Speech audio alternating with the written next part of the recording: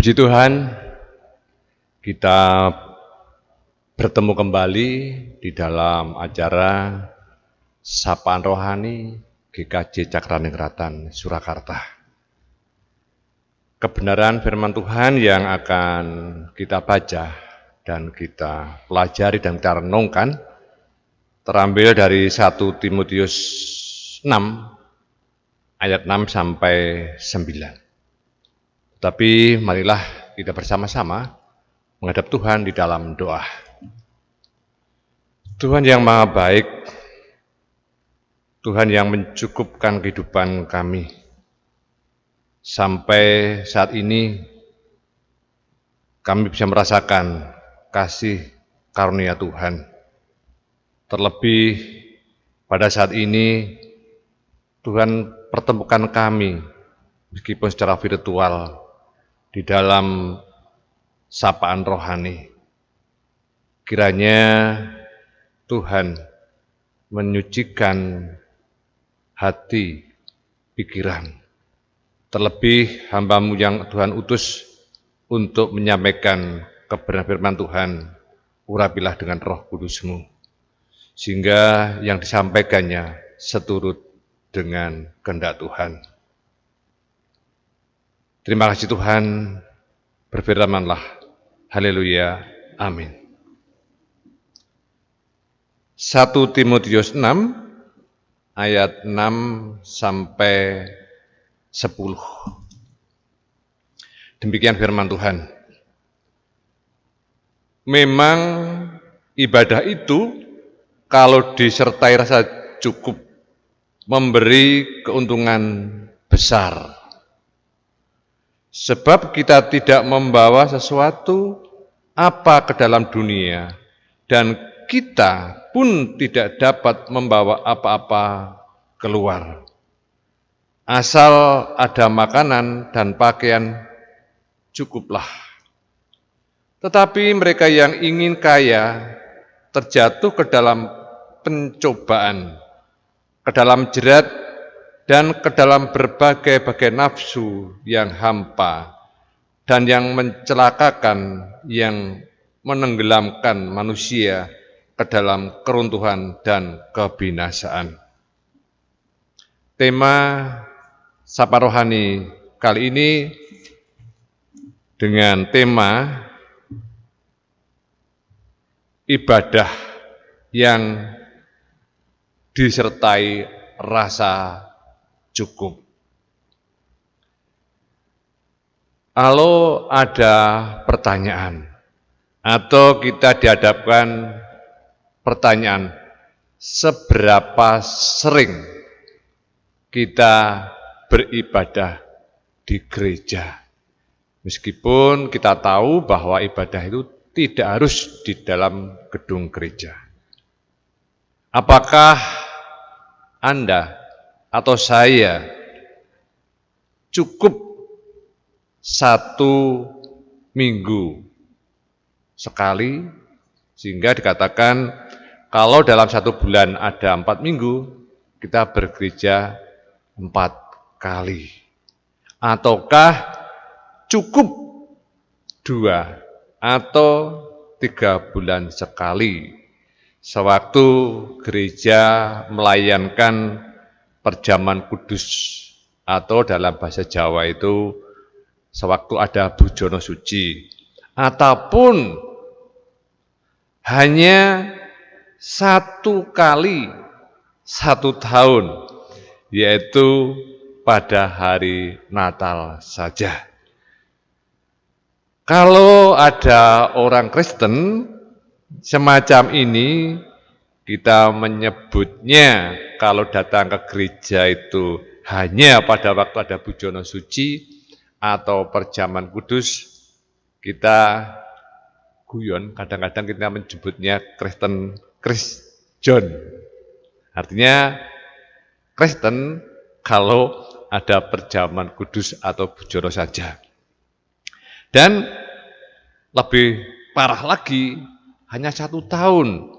Mereka disebut dengan guyon lagi ini, Bapak Ibu Saudara yang terkasih, kristal.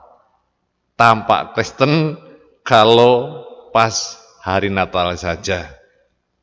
Sesuai dengan tema ibadah yang disertai rasa cukup.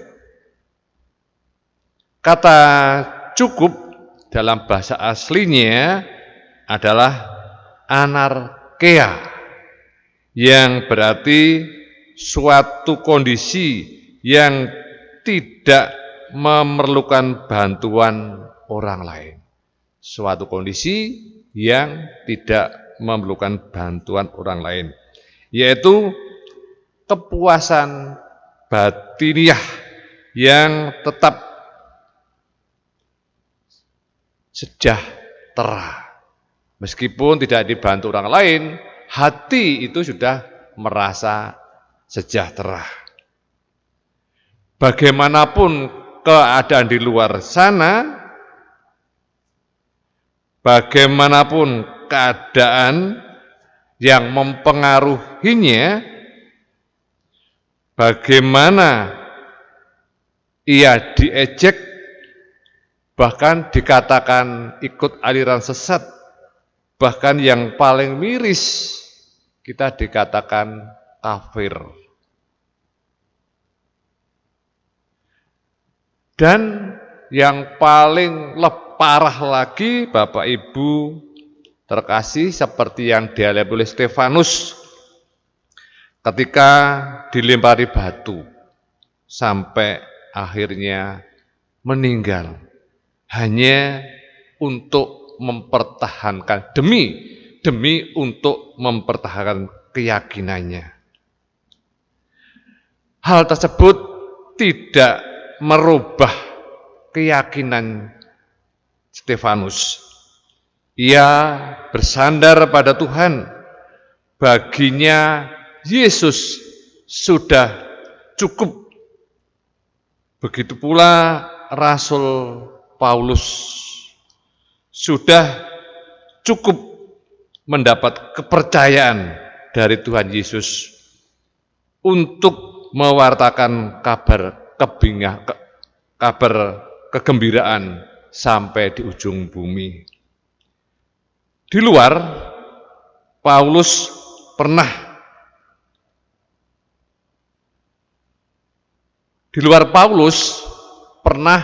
menyaksikan pelayanannya. Bahkan yang menyaksikan pelayanannya Paulus adalah para rasul sendiri, ataupun pembesar atau kepemerintahan Romawi. Tentu mereka sangat benci dengan Rasul Paulus. Kalaupun Rasul Paulus mencari keuntungan, kalaupun Paulus tidak mempertahankan imannya karena dalam hatinya sudah cukup ada Yesus, barangkali Rasul Paulus tidak mau atau tidak bersedia untuk menjadi Rasul Tuhan Yesus. Hal tersebut membuat Rasul Paulus tetap berkeyakinan seperti yang tertulis di dalam Filipi 4 ayat 11b. Sebab aku telah belajar mencukupi diri dalam segala keadaan. Demikian pula di dalam 1 Timotius 6 9-10. Tetapi mereka yang ingin kaya terjatuh ke dalam pencobaan, ke dalam jerat, dan ke dalam berbagai-bagai nafsu yang hampa dan yang mencelakakan, yang menyelamatkan manusia ke dalam keruntuhan, yang menenggelamkan manusia ke dalam keruntuhan dan kebinasaan. Karena akar segala kejahatan adalah cinta uang. Sebab oleh memburu uanglah beberapa orang menyimpang dari iman dan menyiksa dirinya dari berbagai duka. Jadi Bapak Ibu Saudara yang terkasih, untuk memperoleh kekayaan dengan mengedepankan, dengan memburu akan menimbulkan berbagai dosa. Ada 3 hal yang membahayakan ketika seseorang memburu atau mengejar kekayaan. Yang pertama, sesuai yang disampaikan Rasul Paulus tadi, 1, dengan cinta uang akan muncul berbagai kejahatan. Tidak jarang Bapak Ibu yang terkasih, gara-gara orang tuanya mendapat BLT, anaknya minta dibelikan pulsa, tetapi orang tuanya lebih mementingkan untuk memenuhi kebutuhan pokok, maka anak tersebut tega untuk menyakiti orang tuanya. Sedangkan bahaya yang kedua, karena memburu harta atau uang, orang akan mudah menyimpang dari iman. Seperti pertanyaan yang di depan tadi. Kalau yang diutamakan adalah kekayaan atau harta, ia dengan enaknya merasa tidak bersalah ke gereja hanya pada waktu-waktu tertentu. Ada peristiwa yang istimewa saja.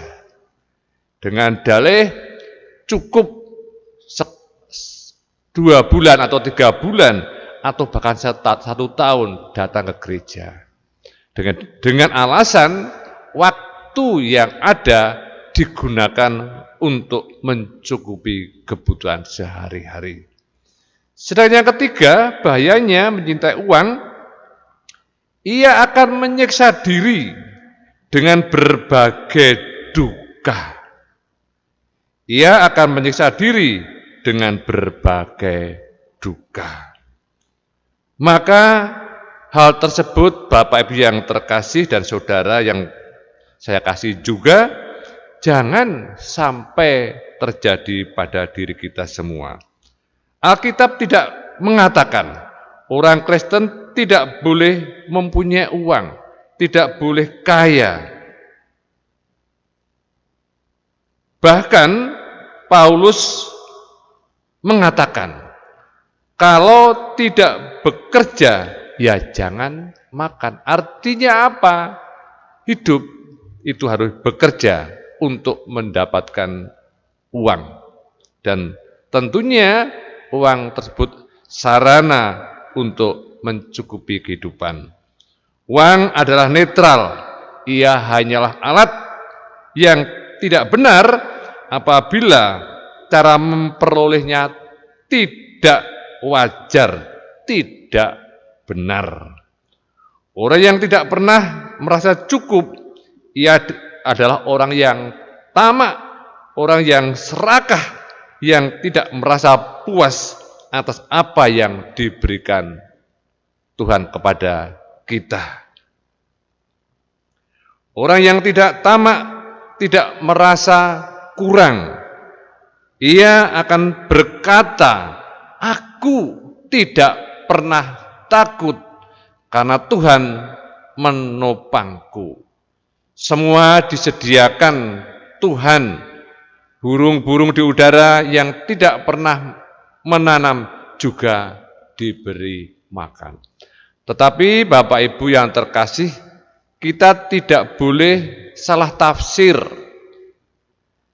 Merasa cukup bukan berarti bermalas-malasan, tetapi tetap bekerja untuk kemuliaan nama Tuhan. Bukankah pada hakikatnya ibadah itu adalah melayani Tuhan, agar Tuhan berkenan, senang hatinya, dan di sanalah kita akan menyerahkan kehidupan kita sepenuhnya kepada Tuhan. Marilah kita bersungguh-sungguh menyandarkan diri pada Tuhan, sehingga hati kita dipenuhi rasa cukup. Tuhan memberkati kita semuanya. Amin.